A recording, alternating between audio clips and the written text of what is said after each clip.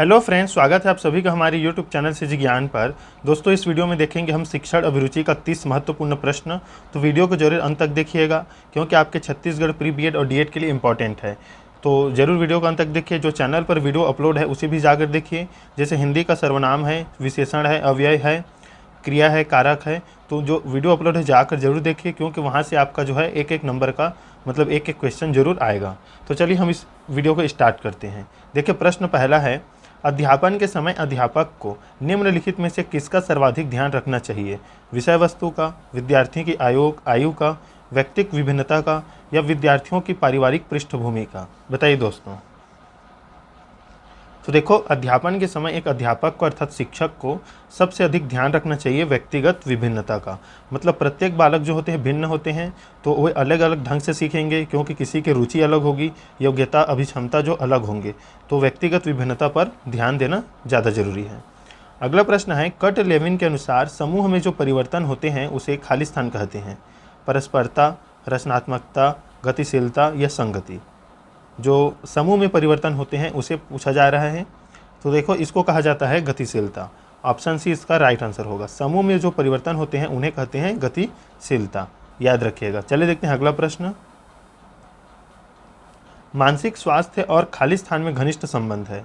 अभिवृत्ति, स्वीकार्यता, बचने या समायोजन?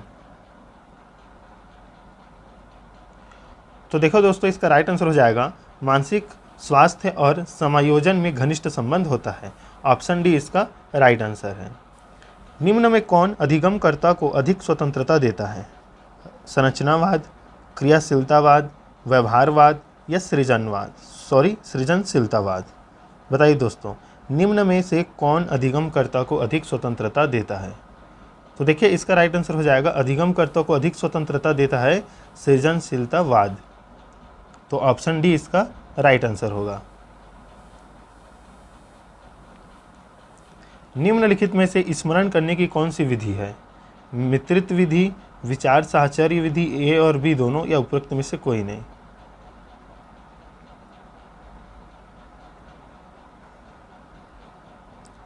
तो देखो, स्मरण करने की जो विधि है वो ऑप्शन ए और ऑप्शन बी इसका राइट आंसर है। ऑप्शन मतलब सी इसका राइट आंसर हो जाएगा। ये हो सकता है दोस्तों, ये मिश्रित विधि है और विचार साहचर्य, तो ये दोनों इसका राइट आंसर है। याद रखिएगा, स्मरण करने की विधि है। निम्न में कौन सा लक्षण किसी मापक उपकरण के लिए सर्वाधिक वांछनीय है? कौन सा लक्षण मापक उपकरण के लिए वांछनीय है? तो देखो दोस्तों, मापक उपकरण के लिए सर्वाधिक वांछनीय है विश्वसनीयता। तो ऑप्शन ए इसका राइट आंसर होगा। अगला प्रश्न है, थर्स्टन तथा लिकट निम्न में से किसके मापन से संबंधित हैं? बुद्धि, अभिवृत्ति, मूल्य या व्यक्तित्व? तो थर्स्टन तथा लिकट निम्न में से किसके मापन से संबंधित है?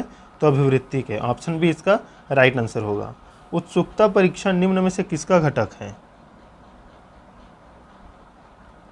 तो देखिए, इसका राइट आंसर होगा उत्सुकता परीक्षण जो है सृजनात्मकता का घटक है। ऑप्शन ए इसका राइट आंसर होगा। निम्न में कौन सृजनात्मकता से संबंधित नहीं है? तो मितव्ययता। ऑप्शन सी इसका राइट आंसर रहेगा।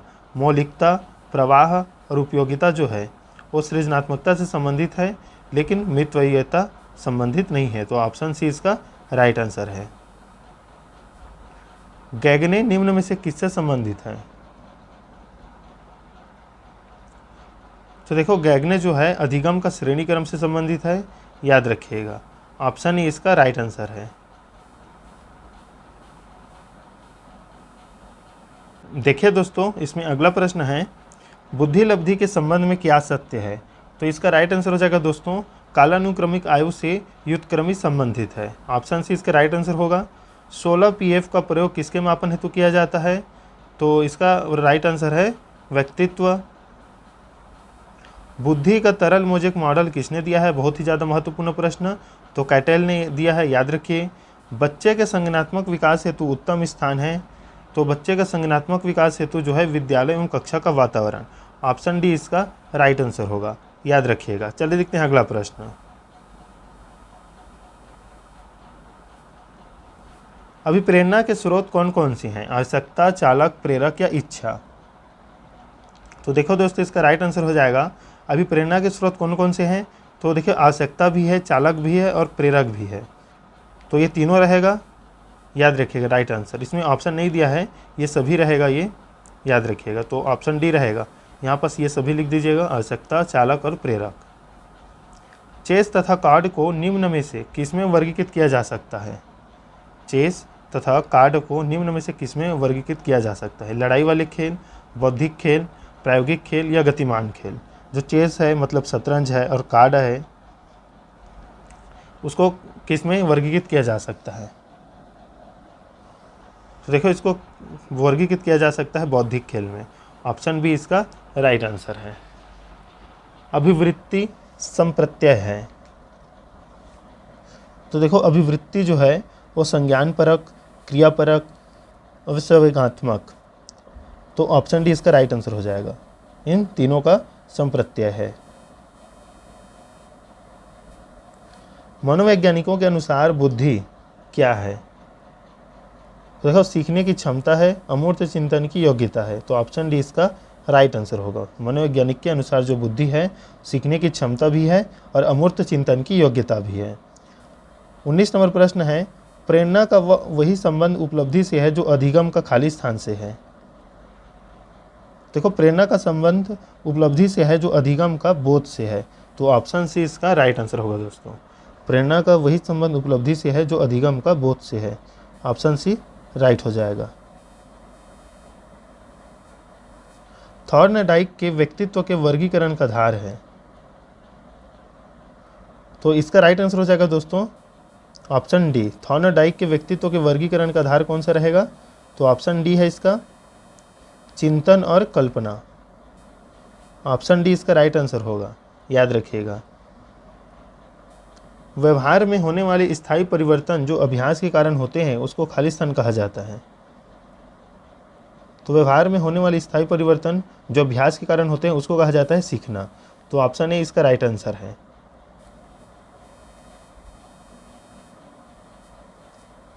निम्नलिखित में से कौन सा कारक स्मृति से संबंधित नहीं है? तो स्मृति से संबंधित कौन सा कारक नहीं है दोस्तों? तो अनुभूति, पहचान, धारण और पुनर्स्मरण, ये जो है स्मृति से संबंधित है, लेकिन अनुभूति जो है स्मृति से संबंधित नहीं है। मैस्लो के अभिप्रेरणा सिद्धांत को कहा जाता है। तो देखो, मैस्लो के जो अभिप्रेरणा सिद्धांत है उसको आवश्यकता का सिद्धांत भी कहा जाता है। तो 23 का राइट आंसर ऑप्शन ए हो जाएगा।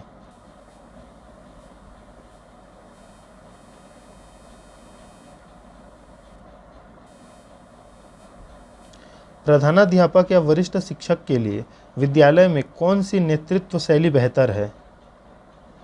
सत्ताधारी, प्रजातांत्रिक, हस्तक्षेपी या उपरोक्त में से कोई नहीं? तो प्रधानाध्यापक या वरिष्ठ शिक्षक के लिए विद्यालय में नेतृत्व जो बेहतर है वो है प्रजातांत्रिक। ऑप्शन बी इसका राइट आंसर होगा। मानसिक स्वास्थ्य के नियमों को खोजना और उन्हें बनाए रखना अध्ययन का केंद्र बिंदु है। ये किसने कहा है आपको बताना है। तो यह कहा है ड्राइवर ने, याद रखिएगा। नियमों को खोजना, मानसिक स्वास्थ्य के नियमों को खोजना और उन्हें बनाए रखना, ये जो है अध्ययन का केंद्र बिंदु है, ये कहा है ड्राइवर ने, याद रखिएगा।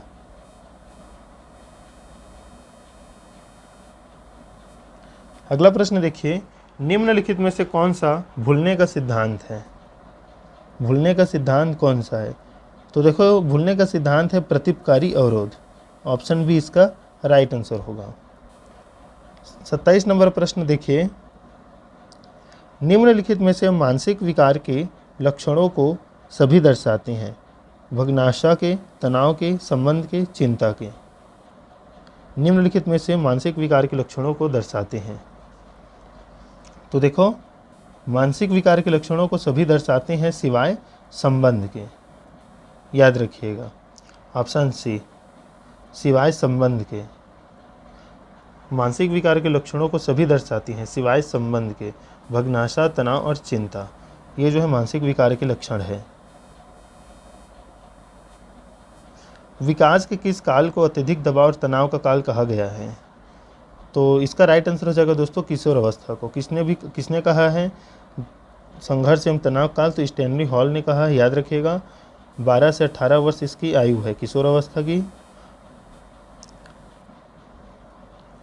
पावलोव ने सीखने के अनुबंधन प्रतिक्रिया का प्रतिपादन खाली स्थान पर प्रयोग करके किया था, खरगोश, चूहे, कुत्ते, बिल्ली।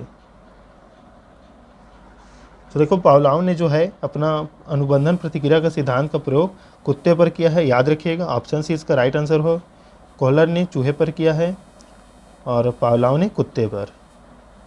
सीखने के वक्र, देखो सीखने का जो वक्र होता है वो सीखने की प्रगति के सूचक होते हैं, इसे याद रखिएगा। ऑप्शन ए इसका राइट आंसर होगा।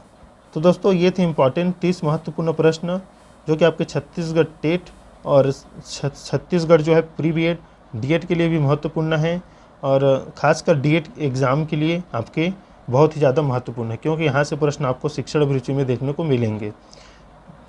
जो मनोवैज्ञानिक से संबंधित है वहाँ से लगभग 2 क्वेश्चन आपके प्री बीएड और डीएड में पूछा जाता है कि किस मनोवैज्ञानिक ने कौन सा सिद्धांत दिया है। तो देखिए, और भी शिक्षण अभिरुचि का जो वीडियो अपलोड है चैनल पर जाकर देख लीजिए, हिंदी का भी है, रीजनिंग भी है, उसे भी जाकर देख लीजिएगा। तो दोस्तों मिलते हैं नेक्स्ट वीडियो में, तब तक के लिए धन्यवाद।